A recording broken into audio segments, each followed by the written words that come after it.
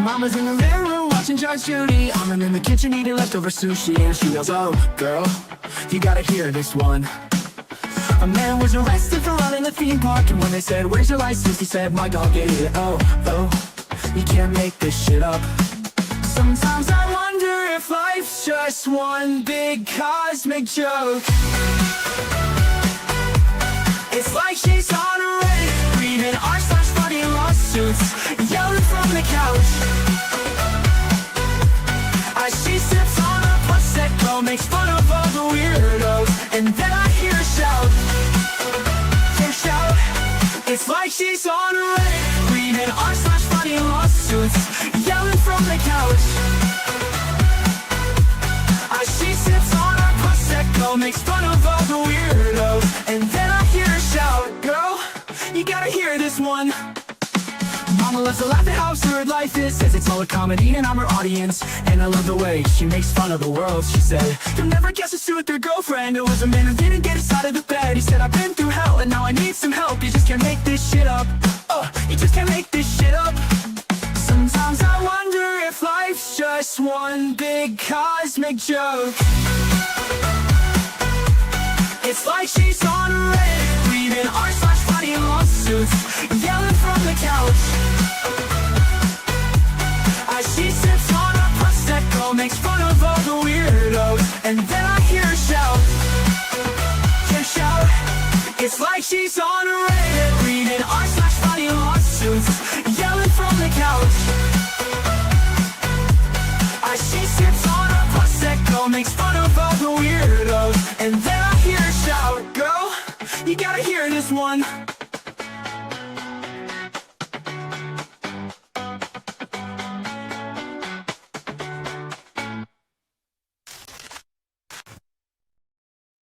So, this crash might have been decided before it ever left the ground. That is what we're discussing tonight. We are talking about the NTSB preliminary report from the Bangor, Maine crash of the Challenger 650 that happened back in January. This report came out about a week or two ago.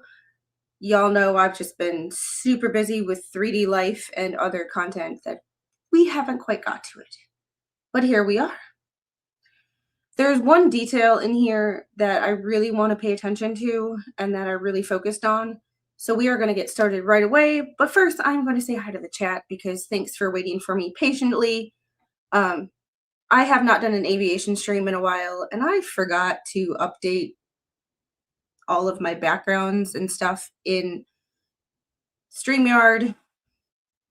And bless StreamYard's little heart today. It has taken damn near forever. It took 5 minutes to upload a 2-minute video.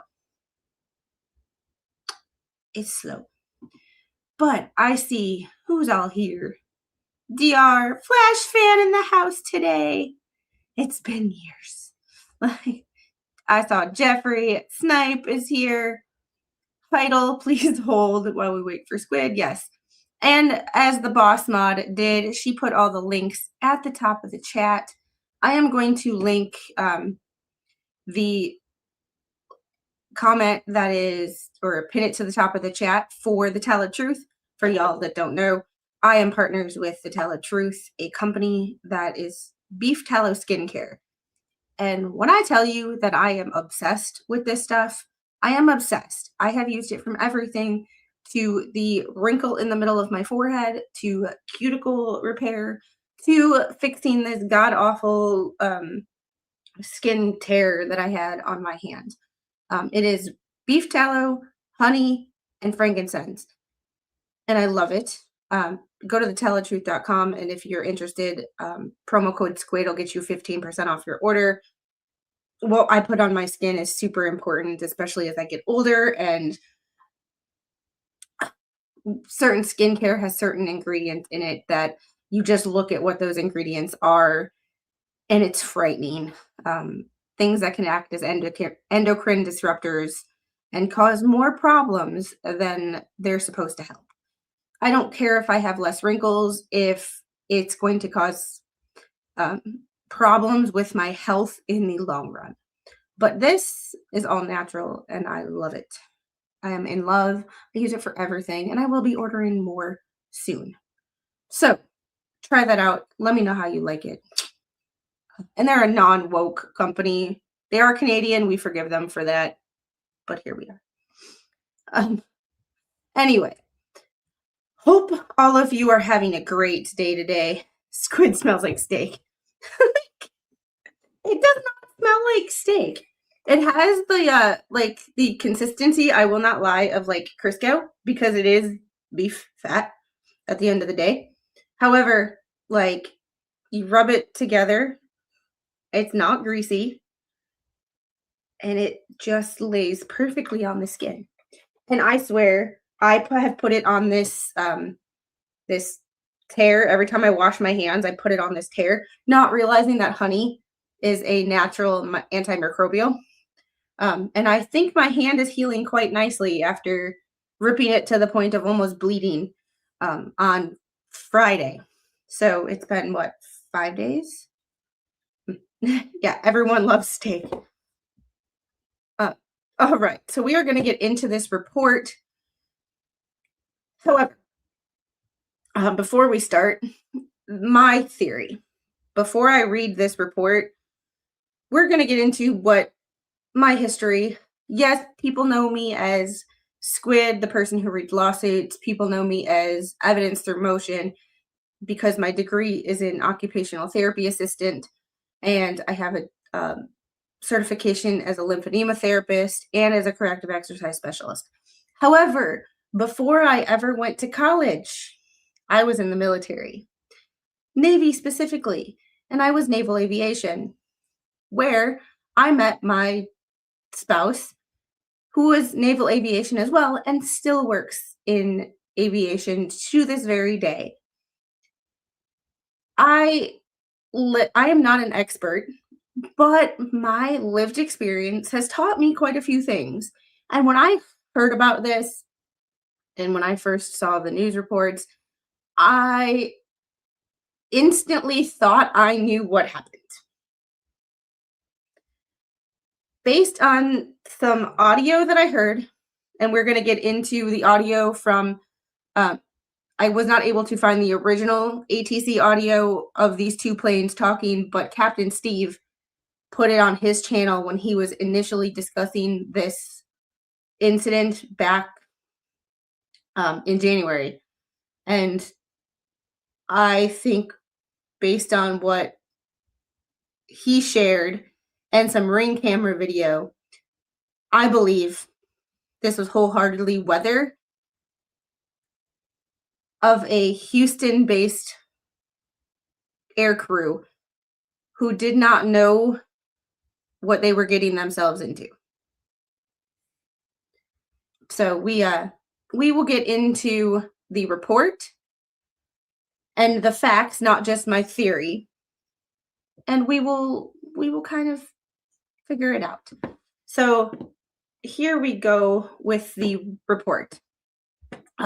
This happened January 4th or 25th at 1944 local time, of a Bombardier Challenger 600. And that's really important. And the reason why I turn to Mr. Squid for everything is he has worked. I have not touched an aircraft since either military or civilian since 2010.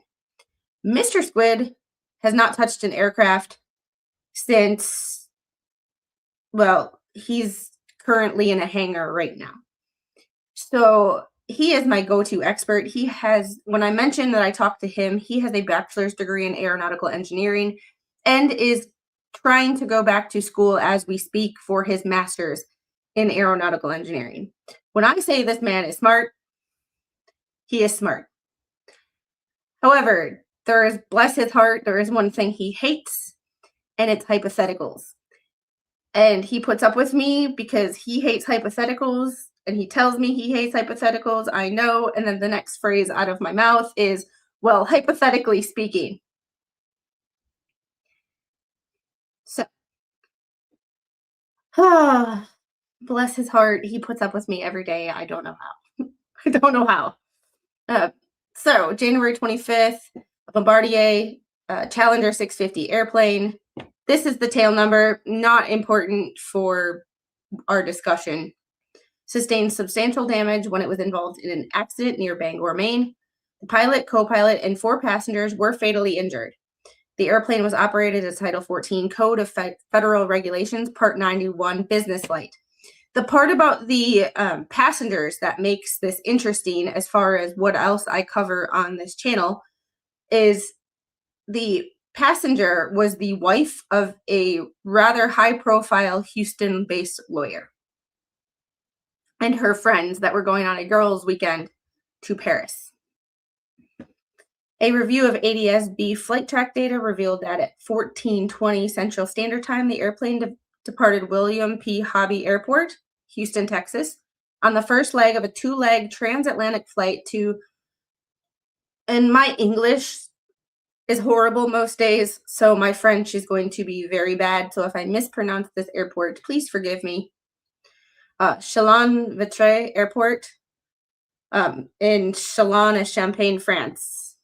At 18:09:15 Eastern, all times Eastern unless otherwise noted, the airplane landed on runway 33 at Bangor International Airport and then taxied to the airport's fixed-base operator ramp to refuel. According to the airplane's flight data recorder, at 18:15, the airplane arrived to the FBO ramp. The left and right engines were shut down, and the airplane remained electrically powered through the APU, while the airplane was refueled with Jet A1 fuel. After refueling, the airplane's total fuel load was about 19,872 pounds. And the first part of this is always just the background, what happened, where the airplane was coming from, where it was going before any of the major stuff. And this report is only 7 pages, so we will get through it relatively quick. As an English teacher, Vietnam veteran, say, don't ask me hypothetical questions. I'm not a hypothetical man. That's definitely true.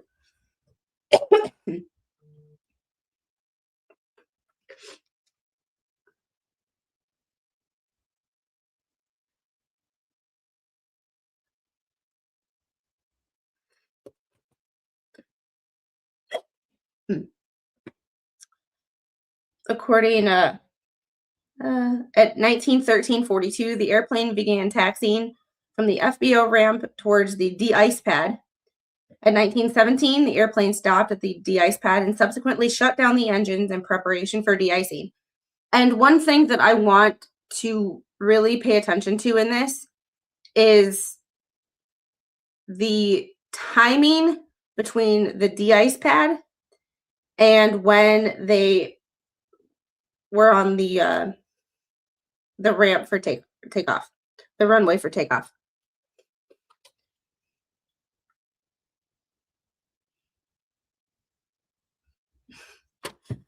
However, because there is some information that I think is very important and often overlooked, especially when you are not familiar with flying in these conditions. When I did work in the civilian aviation space, I did work at an airport in a very northern state. Most of you know where that is. However, I had friends and coworkers that would have second jobs doing de-icing in the wintertime. So I'm familiar with these procedures, not as familiar with the fluids involved. However, time is of the essence when you are de-icing an aircraft. So really want to pay attention to the time frame in which they get de-iced before they spin up for takeoff.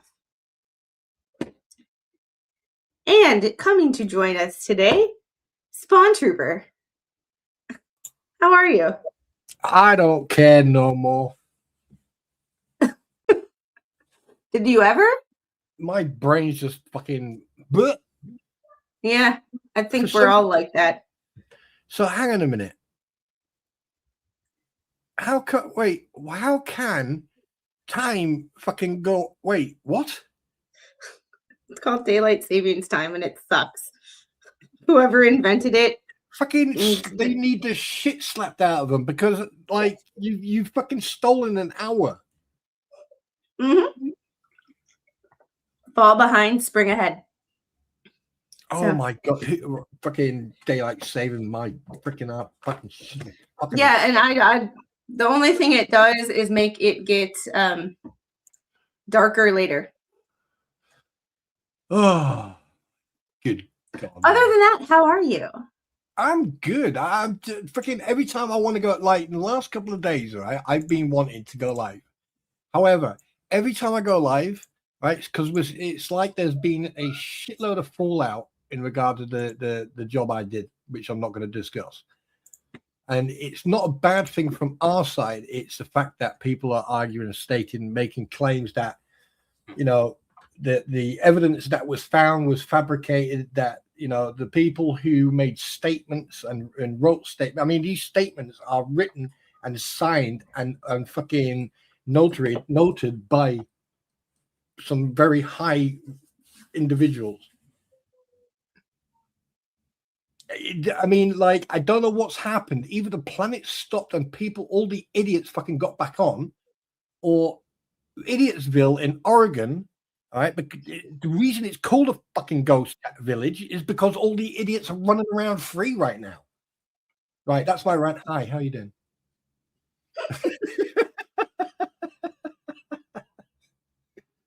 Seriously. And if it's not that to deal with, I come on here, I fucking see that Mr. Magoo's flapping his gums again, and now suddenly he's using the suffix junior behind his name. Congratulations, fat boy. Congratulations. All this fucking time, the last 20 years, you haven't used the suffix of junior, and now fucking suddenly you're fucking using it, you absolute slaphead. You're wank stain. Sorry. Yeah, that's a stream for another time. Oh, fuck yeah. Oh, I'm sorry. I'm That's definitely a large topic with a lot of opinions.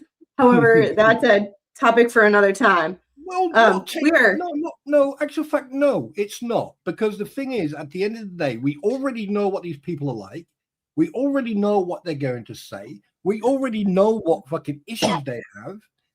And the thing is, yeah, at the end of the day, people need to stop feeding the fucking monster.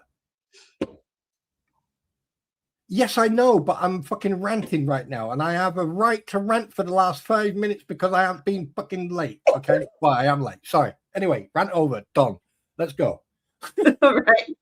Let's go. So, back to landing or takeoff in this case.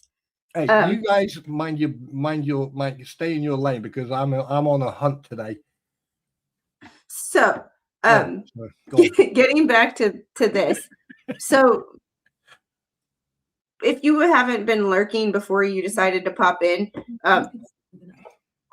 we are talking about the Bangor crash, but there's a few things that I want the chat and you to be aware of. I sent you this report yesterday, so did you? You may or may not have had the time to read it. Lord only knows with your schedule. However, with that being said, timing is going to be a big factor here. Not the time of day, but the time in which it takes between de-icing and takeoff. That is going to be something that will be, in my opinion, the biggest factor in this. All right. Oh, I found it. Sorry. Yeah, I found it. You're fine.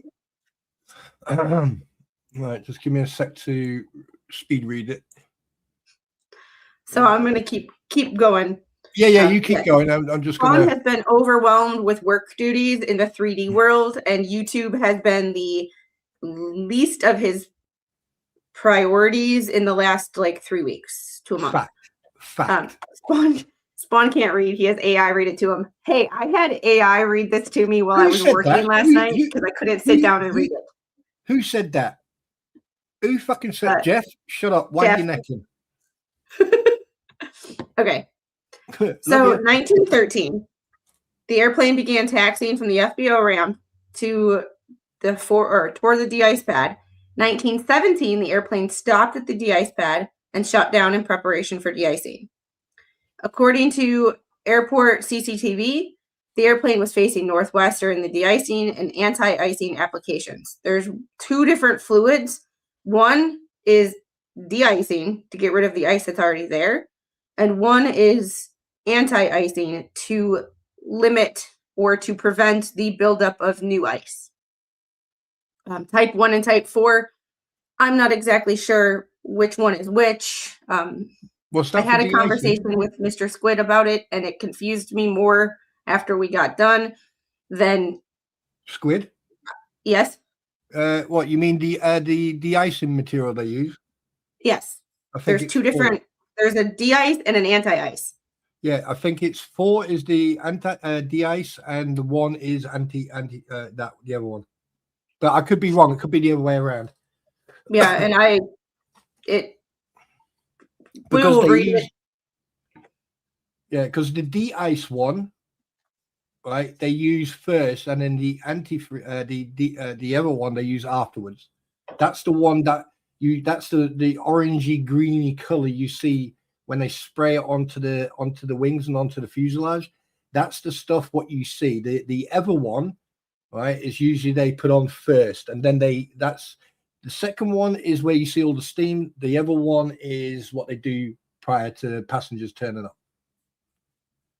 But don't quote me on that. I could be completely reversing that, so I do apologize. So, just remind me what crash was this? The Bombardier CL, was that the Challenger 650, which is made by Bombardier. Got you. So right. Which Bombardier is the same people who makes the CRJ. Right, because I'm on page 1 of 7, and I've just finished page 1, but it doesn't explain where the accident occurred. Oh, yes, it does. You stupid idiot. Bangor. All right. So the airplane de-icing process started at 1919 and concluded at 1927. Yeah. So that, to me, is super important, because an often overlooked detail is not when the time frame in which this happened, and which the de-icing fluid and anti-icing fluid is useful and effective, is not when the plane is on the runway. It starts the minute that the de-icing process stops. So at 1927-04 is when that clock starts ticking. Right. Can I just interject here? Mm-hmm. If he's been de-iced for 8 minutes, 8 minutes personally, I think I don't know if that was a rush job, because I have seen multiple different types of footage of de-icing, and de-icing doesn't take 8 minutes; it takes longer, because it also depends on the size of the aircraft. Exactly, if I can remember correctly, the wings. I think it's the wings are done first, then the tail, then the fuselage, and then you have the front, the rear, and the back, because they can't cover the whole fuselage in one go, so they have to move around. So yeah, that, I think 8 minutes. But then again, if you can talk to the expert, I think 8 minutes is fairly short. And I see, I'm having worked on Airbuses and having seen the amount of time that it takes to de-ice Airbuses, 8 minutes is totally fine, because it took about 8 minutes to de-ice an Airbus, and an Airbus holds 800 or 100, and depending on the one, 120 to 160 people, depending on the type that we were using. This one held like 6 people. So it's a very small aircraft. I've just seen how much. Yeah, I've just seen how much during the de-ice and how much they used, and really, 28 gallons. So, really, that's not a lot. Continued. Well, that was de-icing, type 1. Yeah, no, that's type 4. Hold on. So type 1 is the de-ice. what gets rid of already accumulated ice buildup Yeah. from when the plane was sitting at the gate or wherever it was getting refueled. Yeah. Continued airport CCTV footage showed the application of Type 4 anti-ice started at 1927-43. Right. So basically, they had both from 1919. Sorry, excuse me. Please hold. Your call's important to me. From 1919 to 1927, stage 1. From 1927 to 1930, stage 2. That's 11 minutes. 11 minutes to do an aircraft. That's very interesting. That's actually pretty typical. Is it? Yeah. So it doesn't take that because all you're doing is spraying stuff on with essentially what looks like a fire hose. Right. So it's not like you're actually going and touching the aircraft. Yeah. It'd be different if you were like going and physically touching the aircraft to break up ice. That would definitely take longer, but you're not actually touching the aircraft. You're just spraying it down. Yeah. So But the thing is, my question is this. If they used both of them and they did like, you got 8 minutes and 3, you got 8, that's 11. So basically you're looking at movement, you're moving around. So let's add another 5 to 6 minutes on that. That's now coming up to 20 minutes working on a plane, 28 gallons of type 4 anti-ice fluid. By the time he probably got to the other wing, right, with the amount that they've saying they used, by the time you get to the other side of the aircraft, there's a possibility that stuff that you put on in the first place, depending on how much actually hit the surface, because according to this, they had some windage. Yeah. And I believe there's something that's said in here. And I have some graphics to show and some audio to listen to. So we will discuss where I think things started to break down. Mm-hmm. And I believe that, I believe a multitude of factors, weather, but mainly pilot error, were to blame here. So this is my opinion based on what I've read and what I know. So, well, I haven't read it. I'm page 2 at the moment. So remember, 1930-55 is when our clock starts, because de-icing fluid and its effectiveness starts the second that you're done spraying the aircraft. Not when you're on the runway waiting to turn up. Not when you're at the gate. The minute they are done spraying is when your clock starts. According to FBO documentation, about 28 gallons of Type 4 anti-ice fluid were dispensed during the anti-ice process. The reported airport weather conditions when the anti-ice fluid was dispensed include a surface visibility of 3/4 of a mile, light snow, and an outside temperature of 16 degrees Celsius, and a surface wind from 040 degrees at 6 to 8 knots. Nighttime conditions existed during the anti-icing process. 7 o'clock or 7:40 at night in January is dark as shit. Following the anti-ice application, the airplane sat for 4 minutes and 51 seconds. There's another number to pay attention to. It's all about the numbers today. Before it taxied from the de-ice pad at 1935-46, at that time, about 8 minutes and 3 seconds had elapsed since the start of the anti-icing application. Since the start. Remember, just the start. According to a preliminary review of the CVR, the flight crew discussed holdover times during the taxi to runway 33. The pilot commented that it was standard to have 14 to 18 minutes, and that if the wait was more than 30 minutes, they would return to the ramp to de-ice again. The co-pilot concurred with the pilot. Stop right there. We are going to discuss here. How long do pilots actually have after de-icing? So light snow conditions, you have about 5 to 10 minutes. The clock starts when de-icing ends, not at takeoff. So de-ice, taxi to 8 minutes to take off. protection may be already gone before takeoff. So, And especially at minus 16 and with slight wind, that makes the wind chill of 16 a little bit higher, lower. Also, there's something else I've noticed, and I'll just type it into private chat because I don't want to derail or jump ahead. sounds good. But my graphic here, the safe window, they exceeded that safe window by so 10 minutes. their mindset, let me rephrase that before I get people confused. Their mindset was 14 to 18 minutes. Yep. Not 5 to 10 minutes. So problem number one, they thought they had more time than they actually did. And that's only in light snow conditions. Before we get to anything else, we are going to look at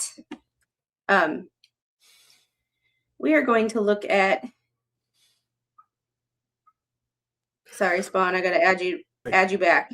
There we go. What the We are going to look at Captain Steve's video from back in January. And I got it where he is talking about two aircraft that are talking to each other on a different frequency. Allegiant Airways and a Breeze Airways plane known as Moxie. So we are going to listen to that audio and see what they had to say just before about the conditions.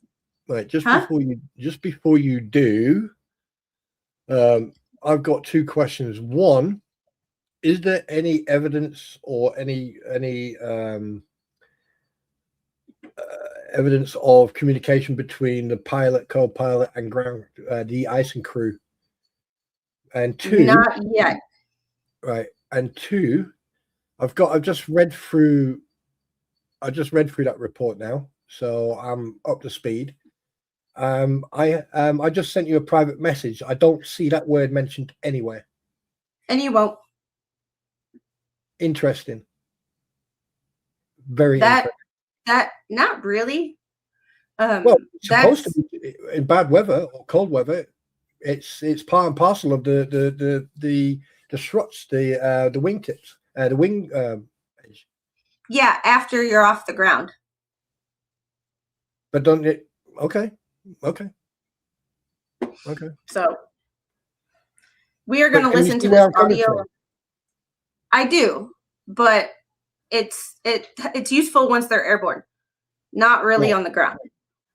Right. So we're going to listen to this audio of Allegiant Air talking to a Breeze Airways plane.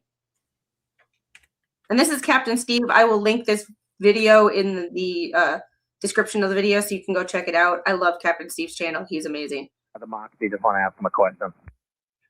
Okay, Moxie wants to ask Allegiant a question. Moxie is Breeze Airlines. They want to ask Allegiant a question. Allegiant went out to the end of the runway, didn't take off, and came back. And Moxie wants to know why. Good. So that's what he said right there is extremely important. They went out to the end of the runway like they were going to take off, aborted their takeoff, and this plane wants to know, well, what made you do that? Because weather reports from the tower say we're fine to take off.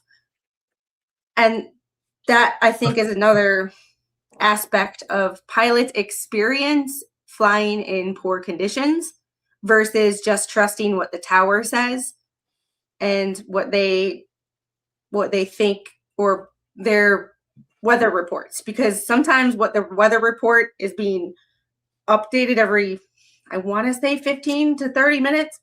Do not quote me on that because I don't remember what it is specifically, but I believe it's every 15 minutes that the weather is updated. Well, things at the end of the runway can change rapidly. And if you are a pilot with experience flying in cold weather, you will understand what that means versus just listening to the tower when you're not familiar. So I watch Captain Steve daily. Yeah, I love Captain Steve. If you haven't checked out his channel, I highly suggest it. He goes into a lot of ATC audio and why things happen. So, but I am going to play this at 1.25 speed just to get through it just a little bit faster. Hold on. Yes, ma'am. Okay, and I have to go. I have to go take care of mom duties real quick. So before I start this, Spawn, you're in charge. Right. Yeah. Hi, everybody. I do apologize for being rude and not saying hello to everyone. So hello, how you doing? I hope everyone is doing fine. And there is, from what I've been hearing, there's been some storms over there in the United States of the American East. So please do me a favor. Make sure that you're safe. Get yourself in a safe environment. All right. At the end of the day, things can be replaced. Life can't. Okay. So please take care of yourself. Also, yeah. I know I was running late because for some reason, time. Yes. Well, Jeff, kiss my ass. Yes. Good day, Snipe Hunter. How you doing? I saw you the other night. That was a good stream. I'm actually thinking of I am going to do a members only soon. Because I've got a lot to say about shit that's been going on, so I'm looking forward to that. And I'm not going to go off. I'm not going to go scripted. I'm going to go off the cuff. I'm going to say it as it is. Also, I've been playing a new game, so there should be some footage of that coming up soon. I just need to record it. I'm still editing. There was a couple of issues I had. So I'm still editing. There's new stuff coming up. And there you go. I have been so busy. I am really, really sorry to everybody. Please, share the word. That I haven't been, streaming. It doesn't mean I don't want to. It's just I can't. Just don't have time. So obviously today, with this plane crash, the Bangor plane crash. I definitely wanted to get back in because it, that's one thing me and Squid do well. And obviously I like to support.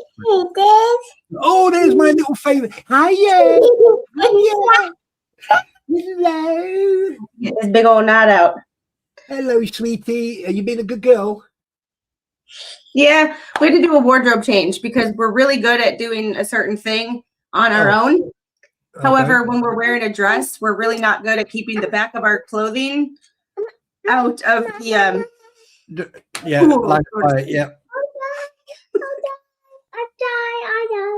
All right, so we're gonna listen to this audio. No. Yeah. And Yes. I must say I caught Yes. Captain Steve at like Yes. the perfect. Yes. No. Yes. No. Yes. No. Yes. No. Yes. No. Yes. No. Yes. No. Yes. No. Yes. Yes. Yes. Fun. Y'all Yes. two can go back and forth some other time. Okay, sorry. I can't help it when we. I know. All right. Yeah. Good. Excellent. All right, here. Why? Listen. And Allegiant 976, change my frequency 120.7. All right, he changes frequency so he can talk to the Moxie aircraft. 27, Allegiant 976. The problem with that is they've changed frequencies, so only Moxie and Allegiant were talking to each other. Nobody else heard their conversation. That to me is very important. They weren't cluttering the airways with their conversation. However, their conversation was very important for the safety of everybody else at the airport, including the Challenger. I believe if the Challenger heard this conversation, they would have never tried to take off. Hey guys, this is the Breeze Moxie guys. Did you guys fail the pre-contamination check? Did you fail the pre-contamination checks? So there's a check that they make just before they take their runway. So they'll get de-iced, right? And they'll get that type 4 fluid out there. And then before you take the runway, especially in precip like this, you want to send one of the pilots back to go take a look at the wings just one last time. So you look out and if stuff is clinging to the wings, you go, the de-icing fluid, we're already past our expiration point on the de-icing, right? Our holdover time is what it's called. So think about that. If you've ever been flying anywhere in bad weather, and you see one of the pilots come back and look at the wings or walk through the aircraft before takeoff, that's the reason why. So compare what he is saying to things that you have personally witnessed when flying, and life will make a whole lot more sense. I'm assuming that they went out and they did that. He says they failed. And then he gives you a bit of information here that nobody else heard. And 10 Kilo Juliet should have heard this. Yeah, so I don't know what blew over at the end of the runway, but the visibility dropped in. It stuck to us like there was nothing there. Okay. I don't know what blew over us. He says, I don't know what blew over us at the end of the runway. Something happened this is more than snow he's describing. And it clung to us like nothing was there. Now, what does he mean by nothing is there? Like they had no de-icing fluid on the airplane at all. That's ice pellets. So if you go back to our graphic over here, the airport's weather report said light snow. So holdover time, the pilots were thinking they had 14 to 18 minutes. Completely wrong. They had a maximum of 10. However, that's in light snow. Whatever happened at the end of the runway, these guys were saying ice pellets.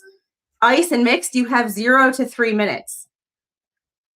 Their window, they were already thinking they had more time than they really did.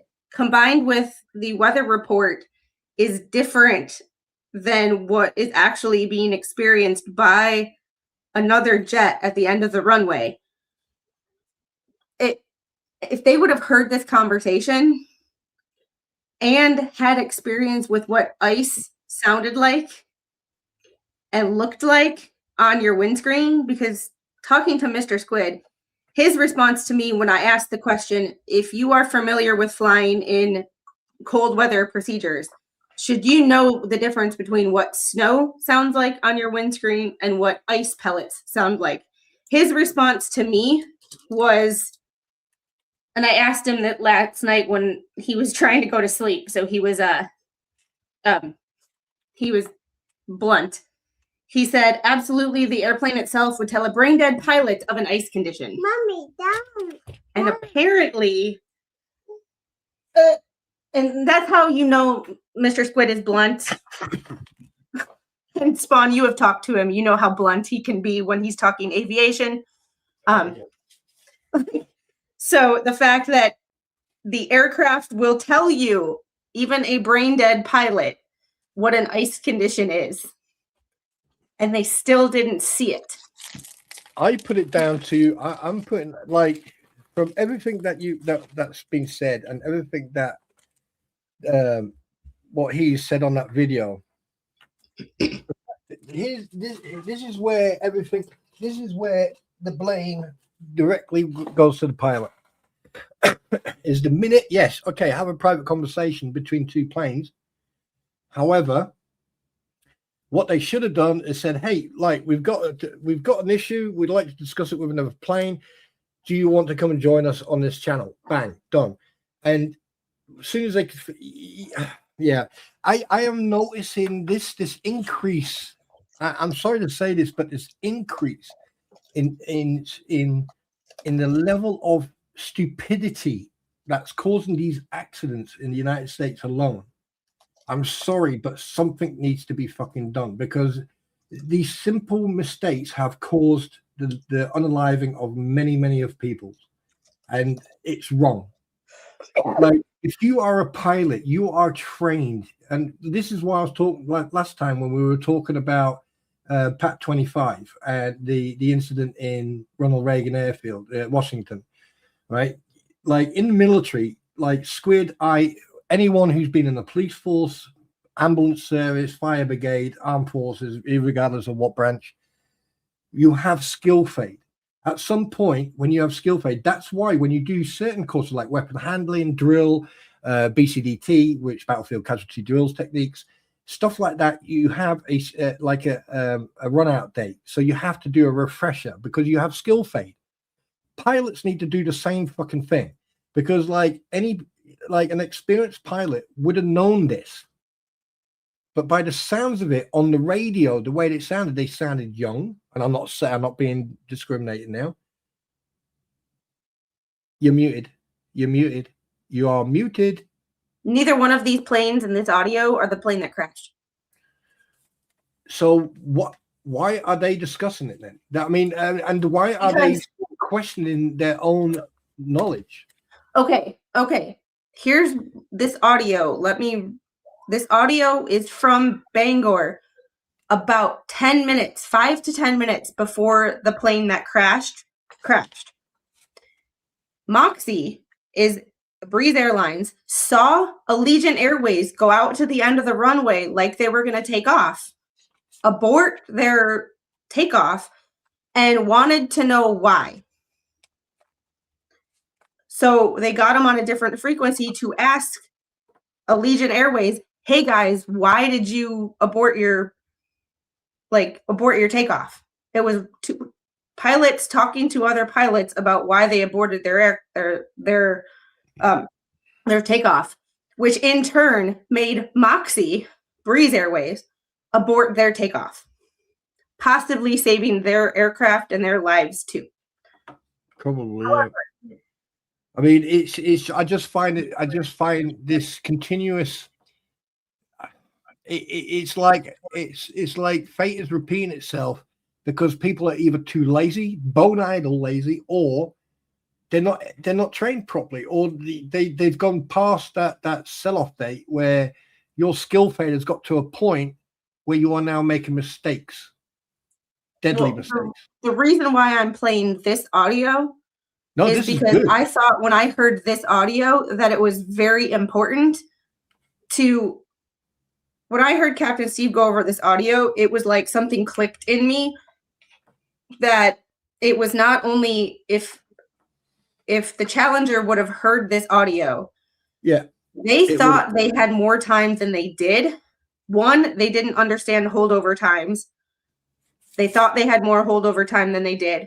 Two, there was a big difference between what the weather report from the tower was being reported and what the actual conditions at the end of the runway were for certain aircraft. Instantly like that. I mean, you could be on the ramp. I've seen it when we were on the way to Iraq. We had to land in Budapest because fuck knows why. It was winter there, and this actually reminds me. I mean, when we got back onto that plane, we were on that plane and on the runway like a fucking missile, and then poof, gone. I mean, there was no hanging around or there was no messing about. It was like on, doors closed. 30 seconds later, aircraft is fucking moving. And about a minute later, we're on the fucking runway. We're over the numbers. He puts the fucking power on. We're sucked into the back of the seats, and off we went. Now, at the end of the day, by looking at the report, at the temperature, right at the beginning, it says it's 16 below zero. Now, on a runway, they build runways in the wild. A lot of people don't realize that when you go to an airport, it's always windy. There's a reason why they put airports in a location like that. It's because planes need a little bit of help to lift, and putting an airfield or a runway somewhere where it's windy helps the aircraft. Now, if you've got snow or slight snow or sleet, and you've got minus 16, and you've got 10 to 5 to like 4 to 6 knots of wind, that temperature goes from minus 16 probably down to minus 20, 25. And it's different on the runway because the runway is not covered by buildings and ramps and stuff like that. The runway is in the middle in the open, so there's no protection. So therefore, it gets colder. Yeah, sorry, I'll shut up now. We're gonna keep going with this audio. Yeah, is that right? Am I right there? What about the condition? Yeah, but there's also a difference between what is up in the tower being reported and what could happen at the end of a long runway. Yep. It's like here Dan, in South Georgia, like it could be my mom and I live like 2 miles apart. She will text me and say it's raining. I will look out my window and it's sunny. No rain. We are not that far apart. Yeah, we have completely different weather conditions. Yep. So what is being reported from the weather station, wherever that's located on the airfield, the conditions that are being reported can be completely different than the conditions at the end of the runway, which is why pilot knowledge and pilot communication between each other and the tower is very important. Can I just, sorry. I just feel like if the Bangor or the Challenger would have heard this audio, they might have made a decision that would have changed their lives, saved their lives. Yeah, I mean, just to give you an idea of what we're talking about, have you ever driven down the motorway and you look over onto the other side of the highway or the motorway, or you look over into the field and it's richly hoovering it down, it's pissing it down, cats and dogs and all that, but it's not raining where you are. And then as soon as you turn off that runway, or you drive about 10 miles or 5 miles or 10 miles down the road, suddenly you drive into a wall of rain. There are people from Georgia and Florida here that you will be driving down the highway and you can see it. Yeah. You can like not off to the side, like you can see about a quarter of a mile in front of you, you are going to hit rain. And then you will hit a wall of rain where you are literally going from the speed limit of 70 miles per hour. You are literally doing 30 to 35 miles an hour and cannot see the car in front of you. Yep. And it's like you drive another half a mile and you're through it and it's sunny again. It is so bizarre the first time you experience that. It's like it's like you're walking into a shower and you can't see anything, and then all of a sudden you get out and there's nothing and it's sunny. Yeah, and just imagine you live in the valleys and it's fucking. Anyway, let's listen to what he said, because I don't want to derail. We're derailing, so let's listen to what Uncle Dave said. These pellets will do that. I've flown most of my early career in the Navy was flying out of Brunswick, Maine. My very first event in Brunswick, Maine, when they picked me up and brought me to the squadron as a brand new guy to the. Oh, I forgot to say, before he started flying commercial and the FAA made him retire based on age, he is 65. They made him retire. He's perfectly healthy, but they make you retire anyway. He was a P3 pilot in the Navy. Squadron was in a snow squall, and we landed, and I was sitting up in the cockpit. I was not at the controls, but I was sitting behind the pilot who was. We touched down in this snowstorm. He brought those big 4 engines into reverse, and the snow, we just whited out in front of us. He brought the engines slightly out of reverse to keep the snow from blocking our visibility. And I learned at that moment how to handle snowstorms and a landing and a takeoff, right? You want to keep your visibility it's real important to you to keep enough visibility so you can see what's out in front of you. I've flown in and out of this type of weather many, many times. Ice pellets are your worst enemy. All right. So these guys are describing something that happened at the end of the runway. They failed their pre-contamination check. They're on their way back in. They share that now with Moxie. All right. And everybody's kind of just cooling their jets at this moment to find out how bad the weather really is. They're checking with their company. I want you now next to listen to this. This is a little bit of information that came out from a local news agency. It's News 8 up. So what he shows is something that we talked about on this channel before. I'm not going to do it or show it anymore. However, it is the news report where you can hear someone's ring camera catch the sound of the crash, but you can also hear the sound of ice. And anybody who's lived in north of the Mason-Dixon line can tell you the difference between what snow sounds like on a camera and what ice sounds like. And at the time of the crash, near the airport, it was ice pellets. Once again, it makes me wonder, Spawn had mentioned skill fade, but I'm wondering if it wasn't just skill fade, it was lack of skill of Houston-based pilots. No offense to those living in the South. However, I have seen what happens around here when it snows. Y'all don't know what to do. Y'all freak out. Y'all don't know what to do. So I'm wondering if, and this is what I haven't been able to find, and Mr. Squid has not been able to help me with any information, because honestly, he doesn't really know either. When pilots are getting certified, when you are getting certified to pilot certain aircraft and you live in the South where you never see snow, what are your procedures for having to learn how when you fly up north?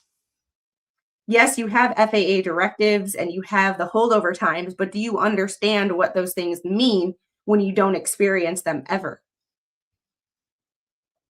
It's one of those questions where it's like, it's not a question of skill fade. It's, did you even have this skill to begin with? And how do we train pilots who are based in the South, Dallas, Houston, anywhere in Florida, Atlanta?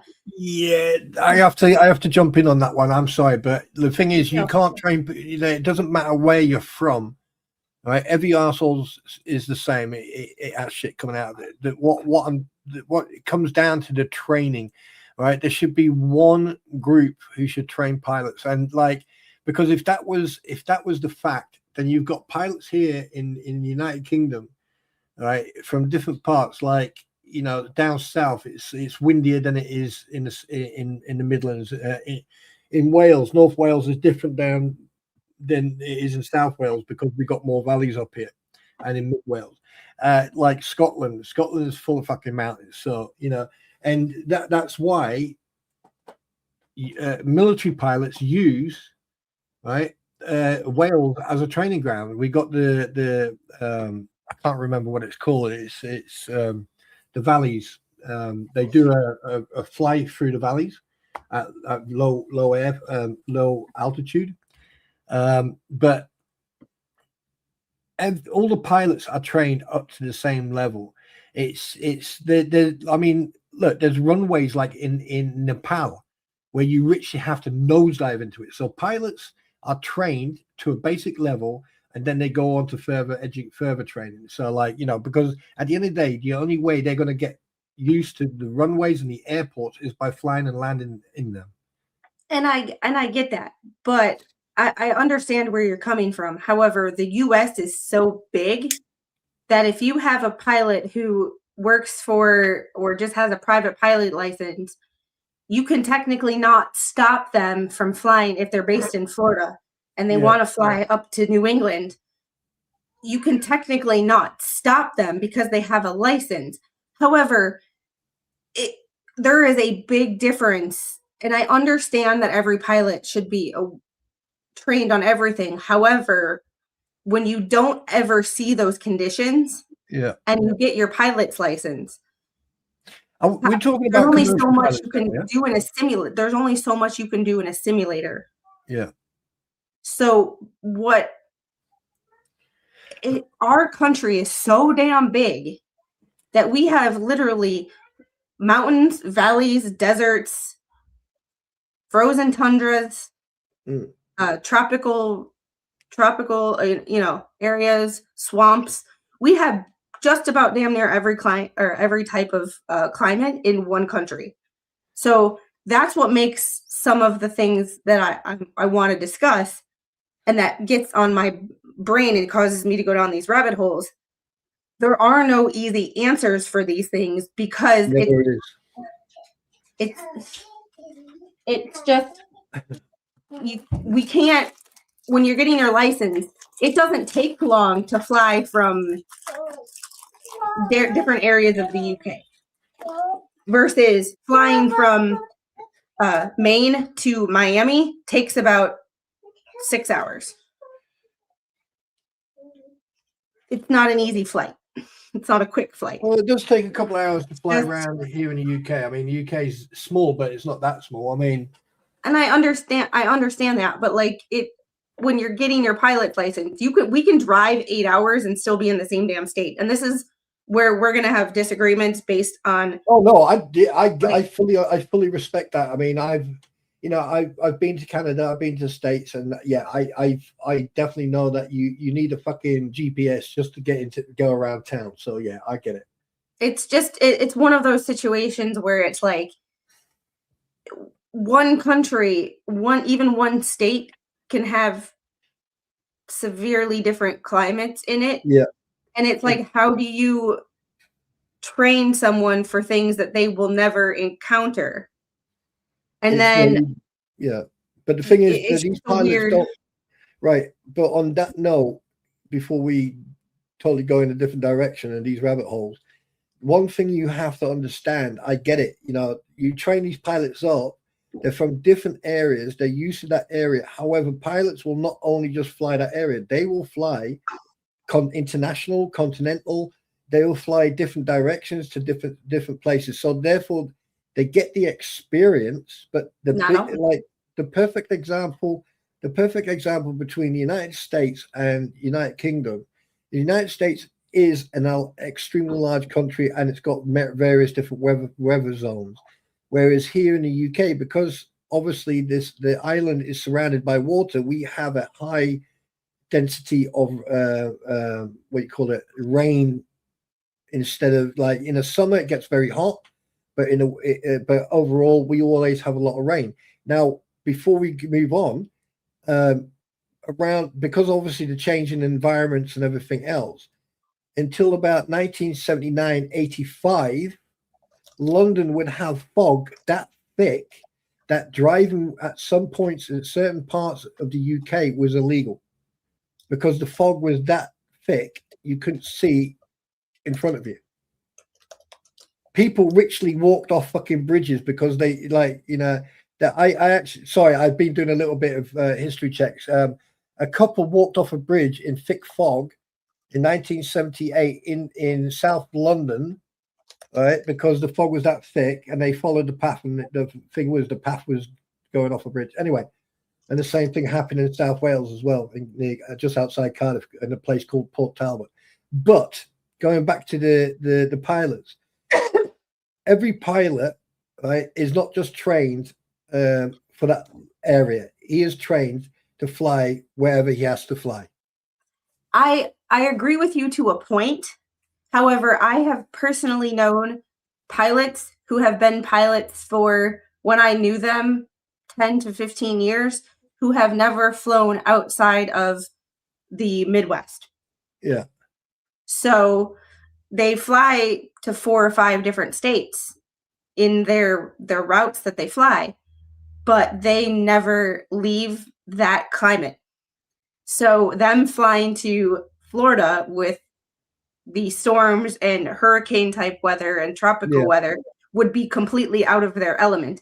Yes, not as deadly as snow and ice. However, you can be a pilot for years and never fly in different climates, even though you are a pilot in the US. So I agree to a point. Yeah. But the thing is, pilots are trained on most natural issues like heat, cold, because, like, you know, if you hit sorry, my brain is fucking going all over, because Prince of Wales just asked me if I knew about a thing called cabin pressure. I've heard it.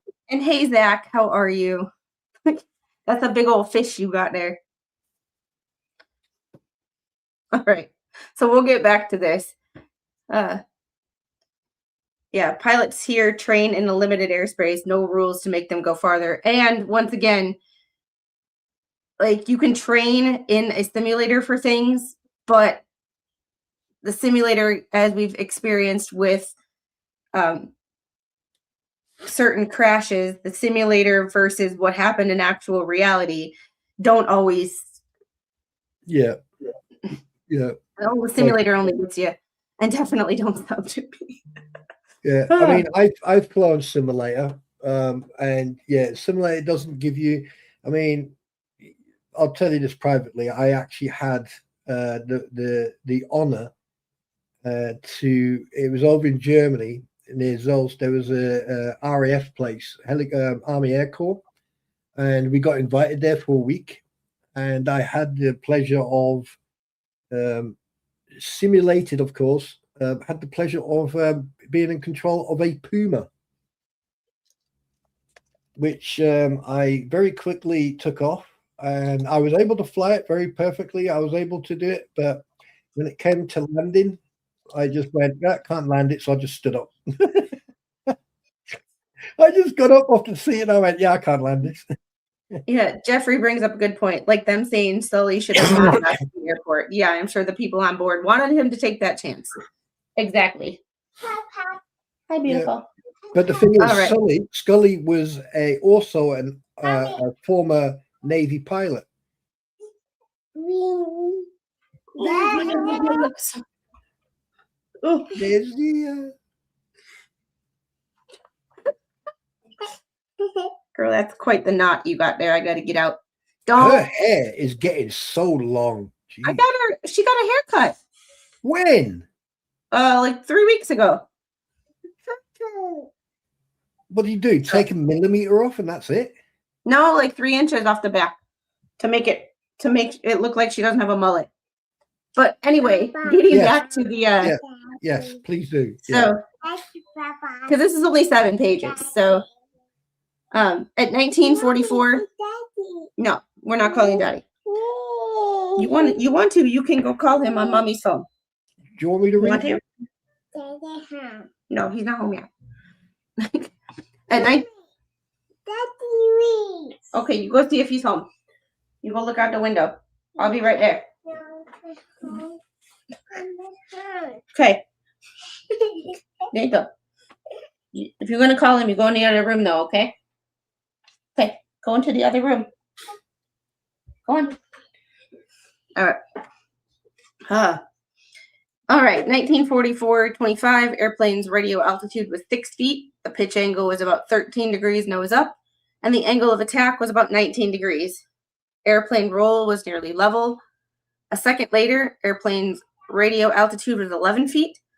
Pitch angle was 11 degrees nose up, and the airplane was about 1 to 2 degrees in a left roll. Angle of attack was about 20 degrees. Both stick shakers independently activated for about 1 second. So That's stall indicator, by the way, ladies and gentlemen. I know. I know. Stick shakers, when that activates, that means the aircraft is in the process of stalling. That's what it sounds like to me.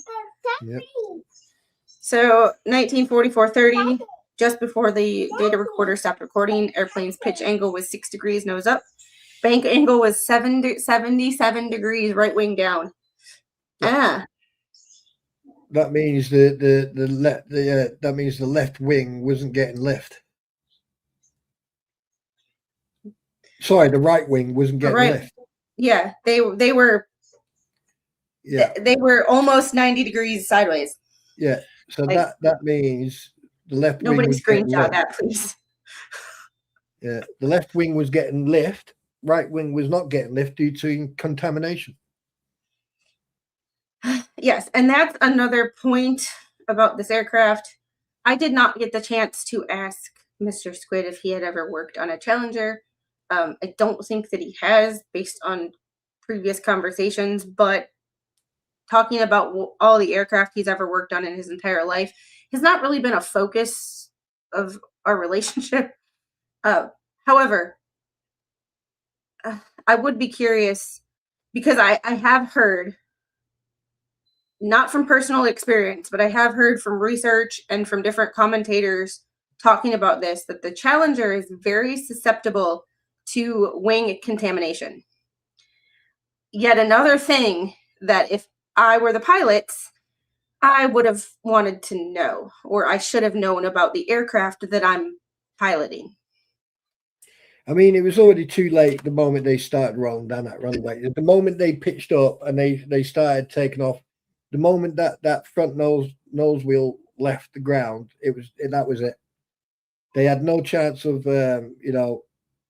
stopping that. What do you call it? What's the stopping the series of unfortunate events? No. When you stop the takeoff, abort. Yeah, they went past that threshold. Yeah, which is one of the reasons that I thought the audio that we played was very important And although I tend to wonder, and this is what I don't have the answer to, and I will probably never have the answer to, did these pilots hear the fact that Allegiant wanted, or Moxie wanted to talk to Allegiant, and they went to a different frequency? If I had heard on the regular frequency that another aircraft wanted to talk to each other, I would have changed my frequency to listen in. To wonder why two aircraft wanted to speak to each other that aren't from the same company. Yeah, the thing is, I've got a serious issue with what's going on with the elevators.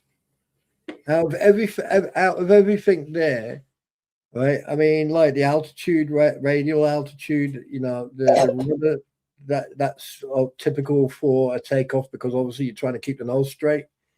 The ailerons seem to be doing both the same thing. So there's you know, but suddenly at 19, or wait a minute, what's it called? At 1920, no, was it 1920? 1944-23.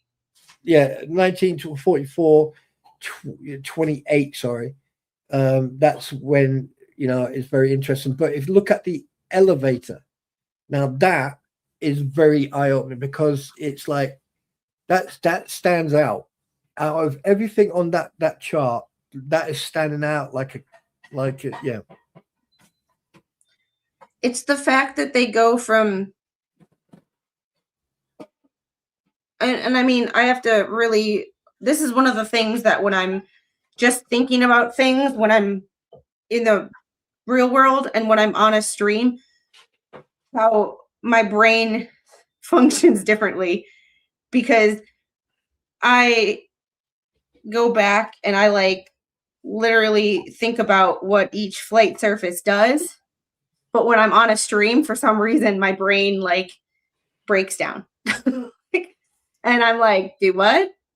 So the fact that they so quickly go from about 9 degrees to -2 degrees, roughly, in less than 3 milliseconds. Yep. That the elevators, if I were to be a betting woman, is where the contamination was the worst. Yep. And there's something else that's missing on there. I know that you said it only happens in flight, but one thing I do know, because I just done another check, just while we're talking, just did a check, right? PTOP are turned on just before takeoff. Yeah, they're turned on just before takeoff, but the pitot tubes really don't affect much on the ground. So they will not do anything, like their data is not useful until you're airborne, which is why when you're only at 11 feet of altitude, not really that. Here's my devil's out. Here's my argument. If I'm looking at a report of an air incident, right, I'm looking at the ailerons, the rudders, everything else, but then I'm looking at the because I know that in the wings and in different parts of the aircraft, when you hit the PTOPs, when you hit there's a system that heats up, so it stops. It helps de-icing when you're in the air.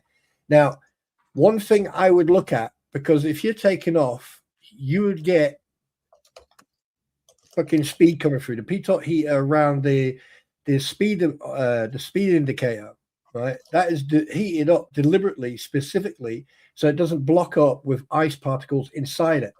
So therefore, I'd be looking at that as well. So because if there's an indifference of air coming into it, like if there's a blockage in it and there's air coming in and then there's not, and then there's air coming in, there's not, then that can give you now I'm only being devil's advocate. I can see that grid.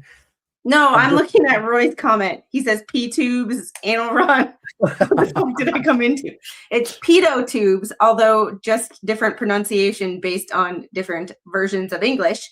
Pitot tubes and ailerons. Yeah, can you understand what I'm talking about? Yeah, about I can. I can. It's just I saw his comment as I was typing mine, and I just. That's Roy for you. No, but I mean, this is why I'm looking at this. The first thing that stood out on that chart was the aileron, the elevator. As soon as I saw that chart, I was like, "What's that? Oh, it's the elevator position. Why is that negative?" That was my first question. Everything else is sort of like, but if you look at that, the elevator, but you look at everything else, the elevator stands out for doing its own fucking thing. What I'm thinking of, the only thing that I can think of, and this is completely like my guess, not an actual version of events. However, that is where the contamination was, and they were trying to mess with their controls, and something broke free, and shit went crazy. Like when you're trying to. Yeah, but again, something has ice on it and it doesn't work, and then all of a sudden the ice breaks through, and you're like overcompensated. Yeah, but again, I have to sort of throw a hammer at that one, because if you look at the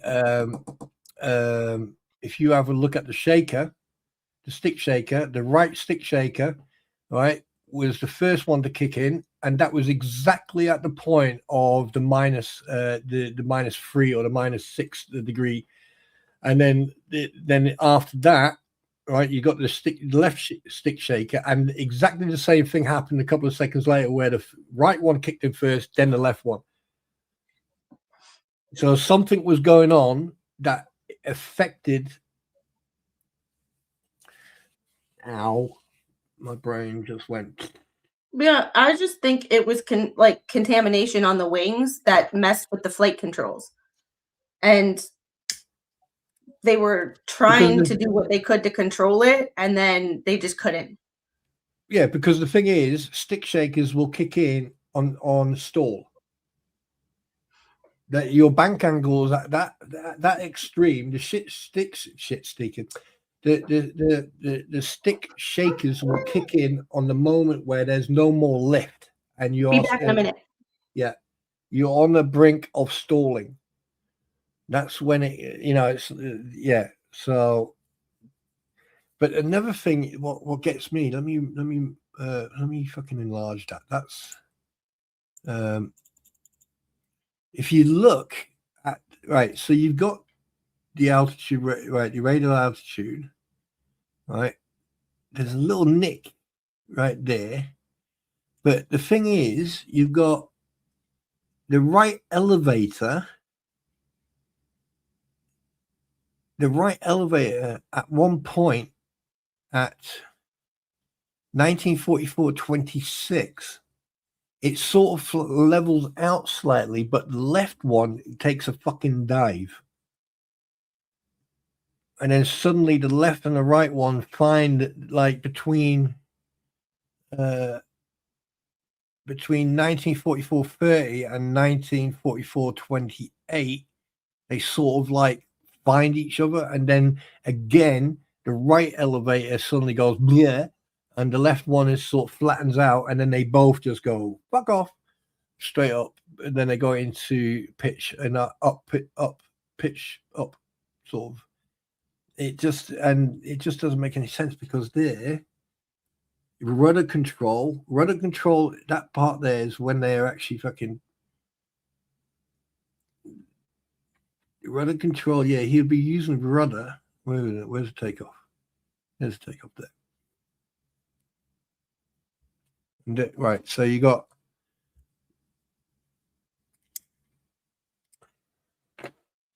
so they are at engine one is over 200 knots or two. Well, yeah.